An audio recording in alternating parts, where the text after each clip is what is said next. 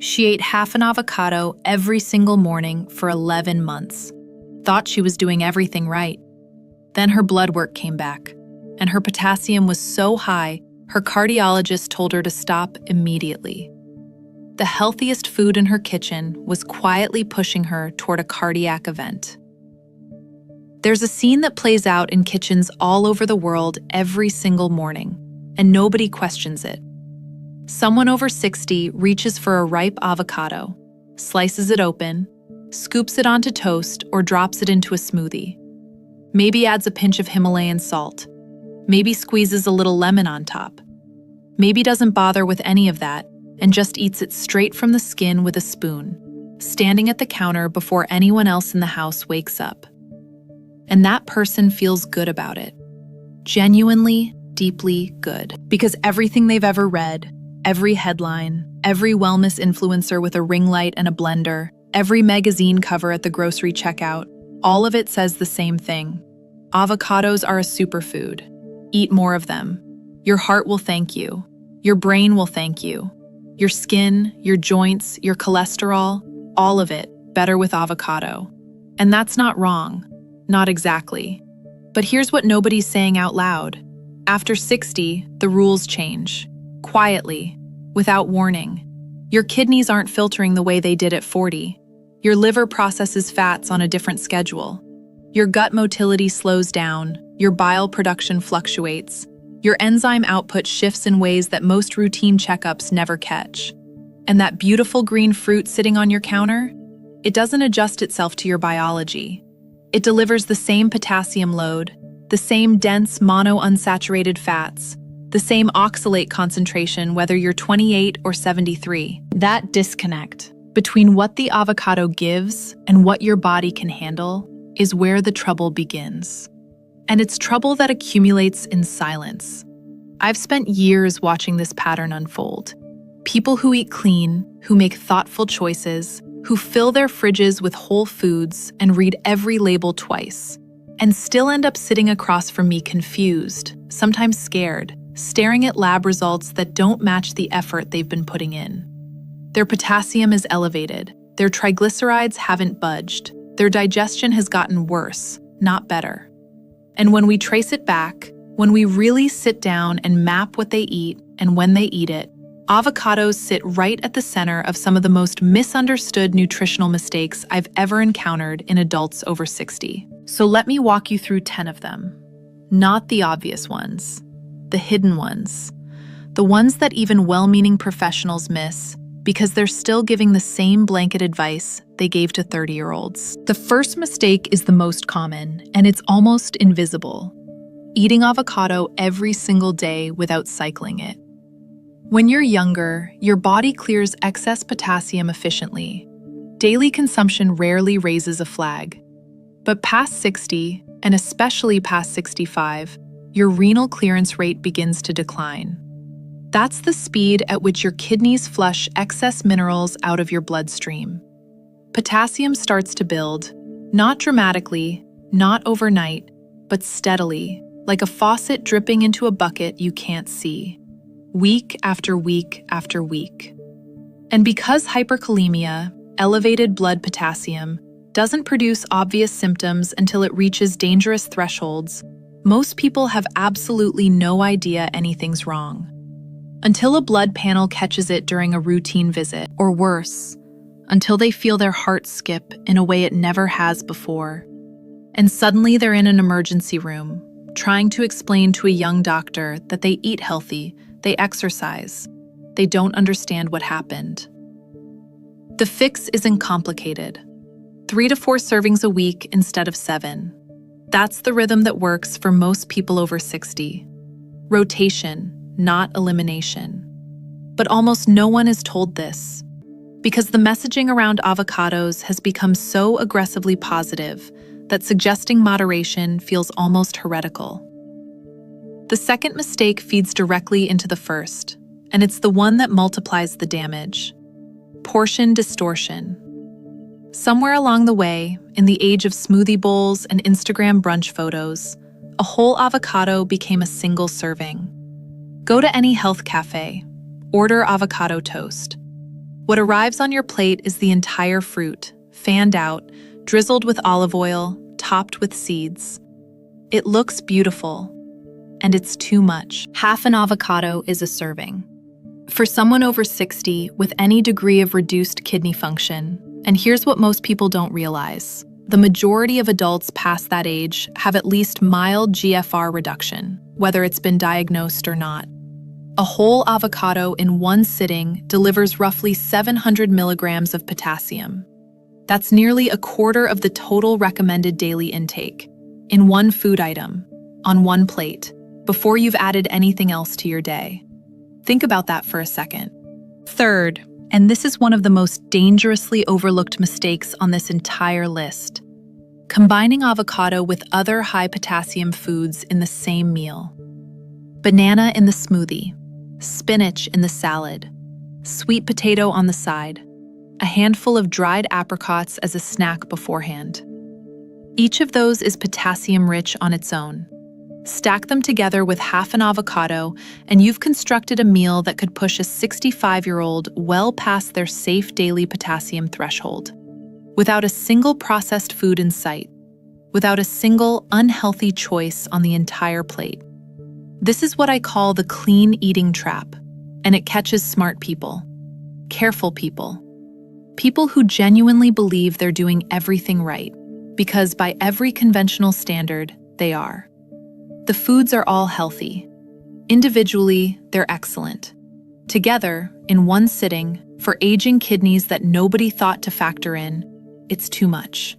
Way too much. The fourth mistake is something most people have never once considered in their lives: eating avocado at the wrong time of day. There's a growing body of research, and I've seen it confirmed clinically more times than I can count, showing that high-fat foods consumed late in the evening put significantly more metabolic stress on the gallbladder, liver, and pancreas in older adults. After about 5 or 6 in the evening, your digestive system starts to wind down. Bile production drops. Enzyme secretion decreases. Gastric motility slows. An avocado, for all its nutritional beauty, is a calorie-dense, fat-dense food. Eating it after 7 p.m. means your body is grinding through something at midnight that it could have processed easily at noon. I've had patients come to me complaining of acid reflux, bloating, disrupted sleep, and when we looked at their evening meals, avocado was a recurring character. Not the villain, just misplaced. A great food in the wrong time slot. Morning or lunch, that's the window. After that, your body has better things to do than wrestle with 15 grams of fat it didn't ask for. Number 5 is a quiet one, but it's important. Ignoring how avocado interacts with your medications.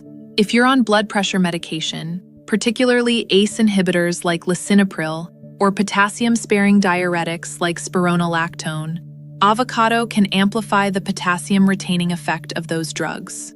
Your medication is already telling your kidneys to hold on to more potassium. Then you sit down and eat a food that floods your system with even more of it. The math doesn't work. I've watched patients whose levels were perfectly managed for years suddenly spike after they started what they called a health kick. Smoothies, salads, avocado toast. Their doctors adjusted the medication dose, ran extra tests, referred them to specialists. But the real issue was sitting on their plate the entire time. Nobody warned them. Not the pharmacist, not the nutritionist, not the label on the bottle. Now let me pause here for a moment, because I know some of you watching right now are probably nodding along, recognizing yourselves in these patterns. Maybe you've even felt that flutter in your chest and wondered if something was off. And honestly, that recognition, that willingness to pay attention, that's exactly why I keep making these videos. If anything I've said so far has made you rethink even one habit, I want to ask you something simple. Hit that subscribe button. Seriously. Not for my numbers, for your own health library.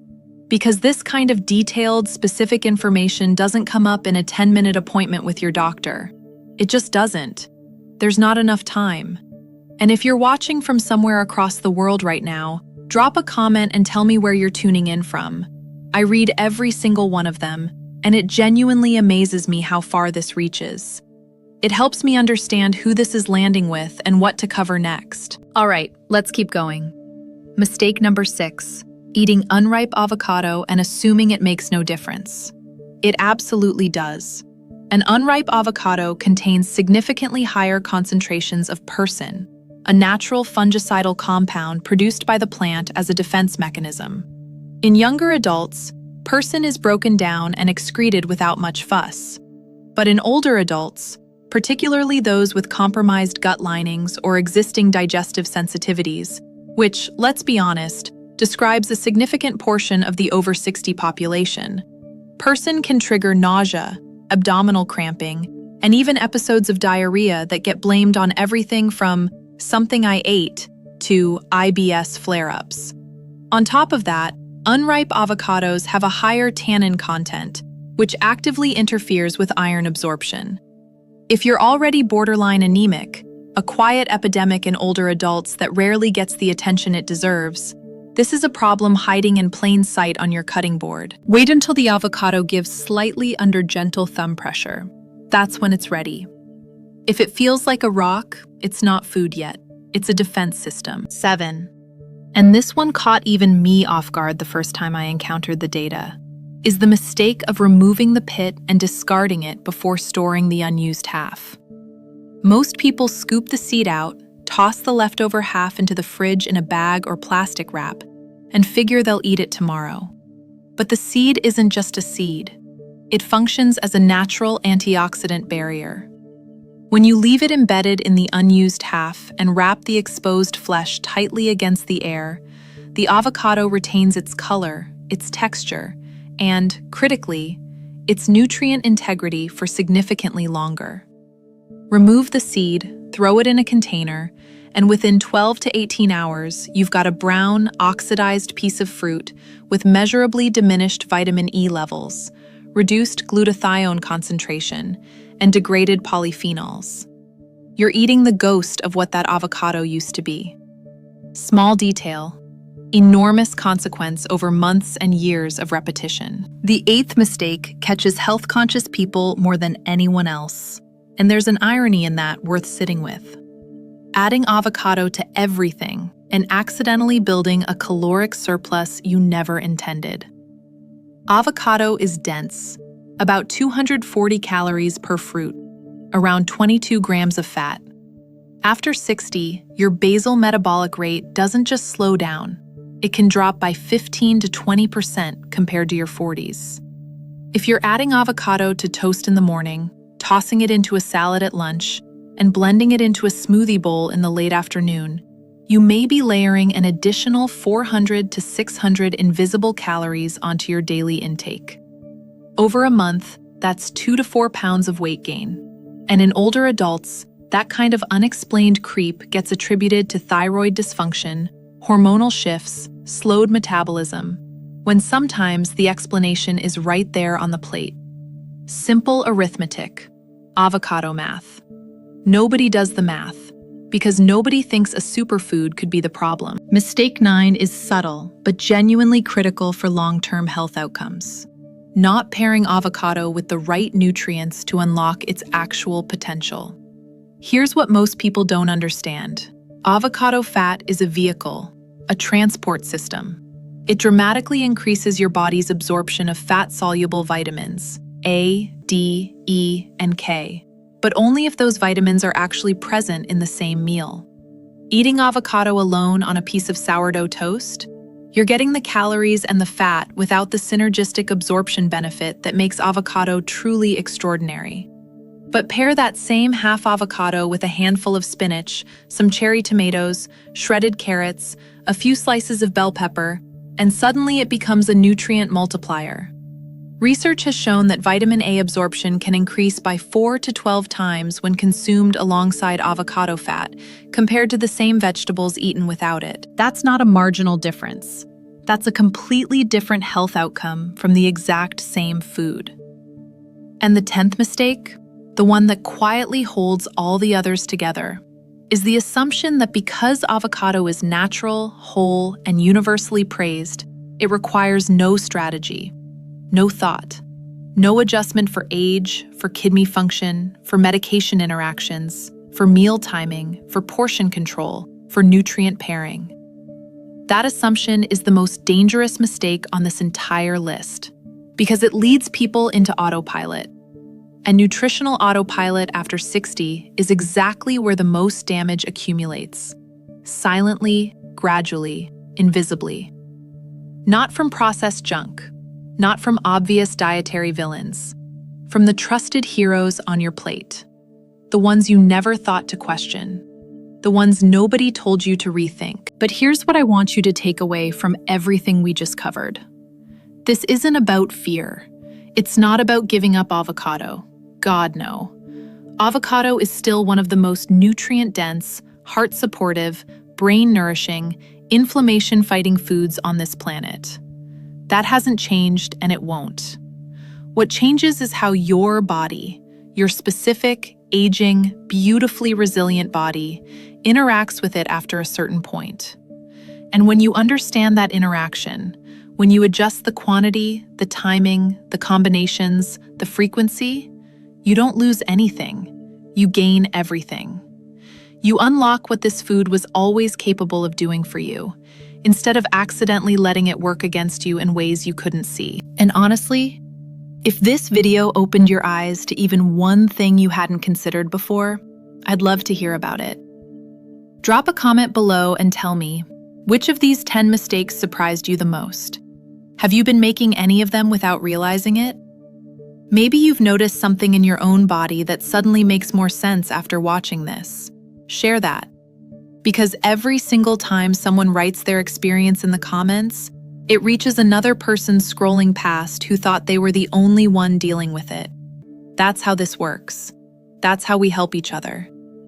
And if there's someone in your life, a mother, a father, a friend, a neighbor, who swears by their daily avocado and doesn't know what you just learned, send them this video. Quietly. With love. It might be the most important 5 minutes of their week. This is what real prevention looks like. Not panic, not restriction, not guilt. Just understanding. Precise, specific, practical understanding. The kind that turns a good intention into a great outcome. The kind that keeps the people you care about safer at their own kitchen table. Take care of yourself, and I'll see you in the next one.